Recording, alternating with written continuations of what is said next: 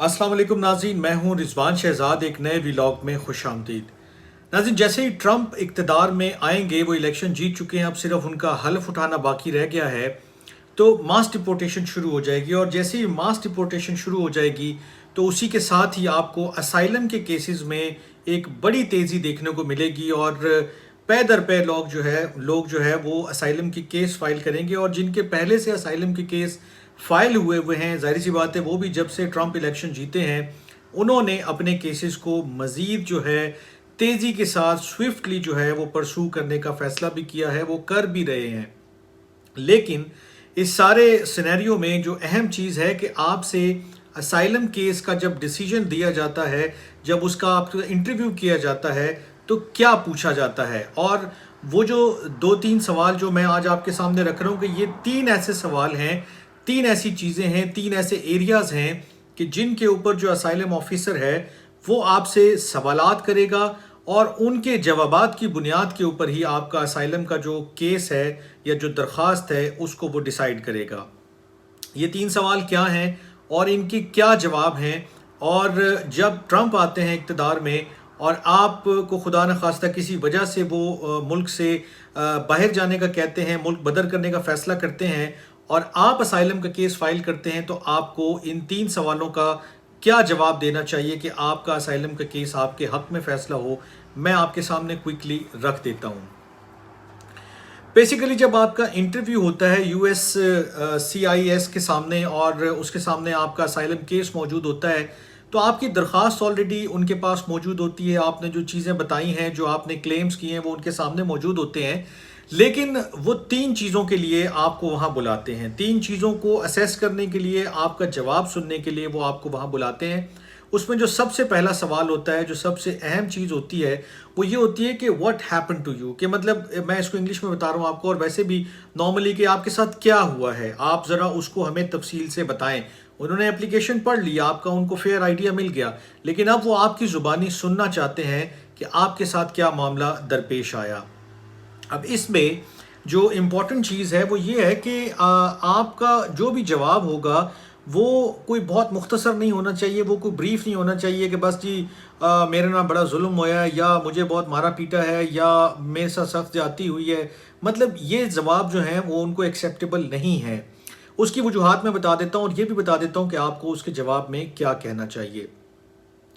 सबसे पहली बात यह कि जब आपसे ये सवाल पूछा जाएगा तो आपने इसका बड़ा डिटेल में जवाब देना है, आपने बड़ा तफसीलन इसका जवाब देना है। आपने हर इंसिडेंट, हर चीज़ को,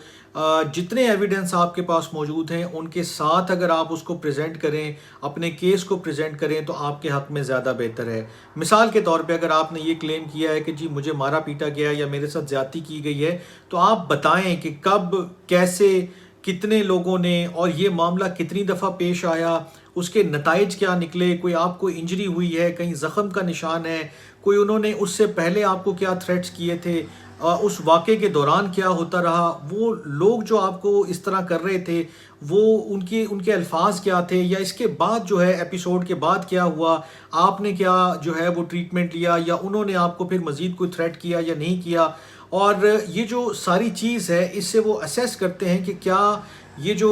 शख्स की दरख्वास्त है और इसका ये जो बयान है हमारे सामने, वो असाइलम के लिए जो है वो फिट बैठता है या नहीं बैठता। और असाइलम में भी जो परसिक्यूशन का एक वर्ड है और जो डेफिनेशन है उनके लॉ में, उनके जो प्रोसेस में, कि असाइलम की ये डेफिनेशन है, इसके ऊपर अगर कोई पूरा उतरेगा तो फिर वो केस को आगे लेकर चलते हैं, फिर वो चीज़ को आगे लेकर चलते हैं। और उसमें आपने मुख्तसर जवाब नहीं देना, बल्कि आप अपने साथ बताएं कि ये कैफियत हुई, उसके बाद ये ट्रॉमा भी मुझे फ़ील करना पड़ा। ये ज़रूरी नहीं है कि मारधाड़ हो, आपकी आज़ादी सल्ब हुई, आपके इख्तियारात सल्ब हुए, आपको अगर फैमिली से दूर जाना पड़ा है, आपके बेशुमार सर्कमस्टेंसेज होंगे। जब आप वो अच्छे से एक्सप्लेन करेंगे तो उसके बाद दिल में भी उतरेगी और जहन में भी बैठेगी और वो जो डेफिनेशन है उसको भी मैच करेगी।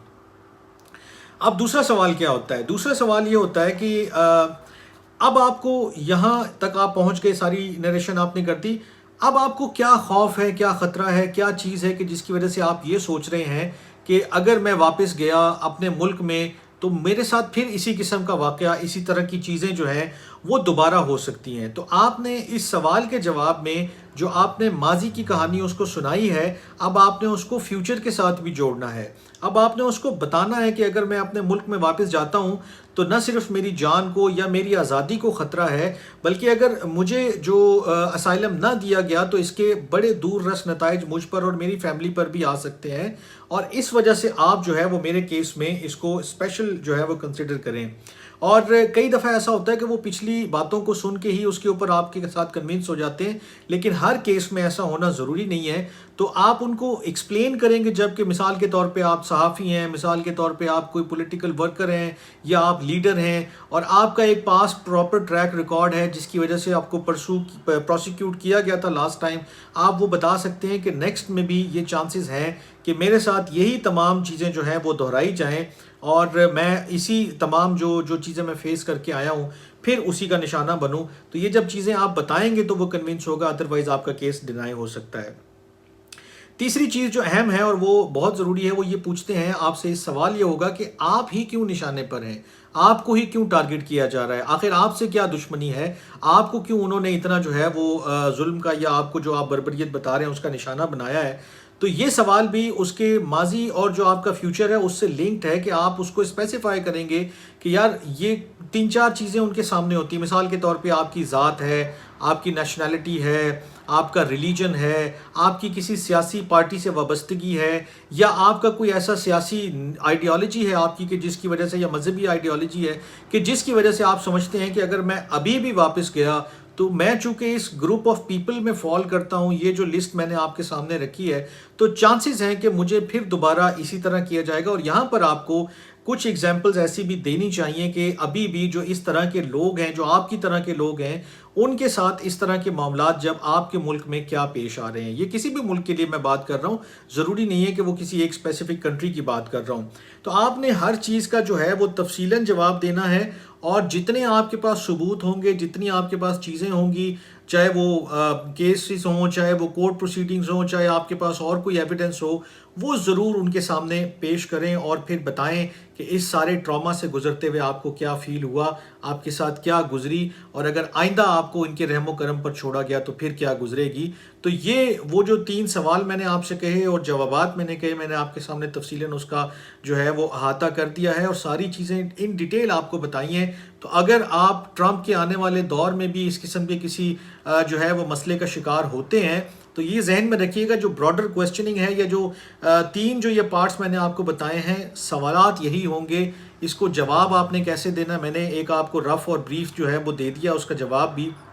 آپ اس کو اور بہتر بنا سکتے ہیں، اپنا ایویڈنس اور سٹرونگ کر کے رکھ سکتے ہیں۔ تو یہ ساری چیزیں جو ہیں وہ جو اسائلم آفیسر ہے اس کو کنونس کرتی ہیں کہ یہ شخص ڈیزرو کرتا ہے کہ اس کو یو ایس میں جو ہے وہ رہنے کی اجازت دی جائے، اور اسی طرح آپ کی درخواست جو ہے وہ ایکسیپٹ ہوتی ہے، ادروائز پھر وہ اس کو ڈینائی کر دیتے ہیں۔ تو میں اس حوالے سے اور بھی چیزیں جو مجھے دستیاب ہوں گی اور جو میری سمجھ میں آئیں گی، میں آپ کے ساتھ ضرور شیئر کرتا رہوں گا، تاکہ کسی نہ کسی حوالے سے کسی نہ کسی شخص کا کہیں نہ کہیں بھلا ضرور ہو جائے۔ اپنا بہت خیال رکھیے گا، اللہ نے کے بعد۔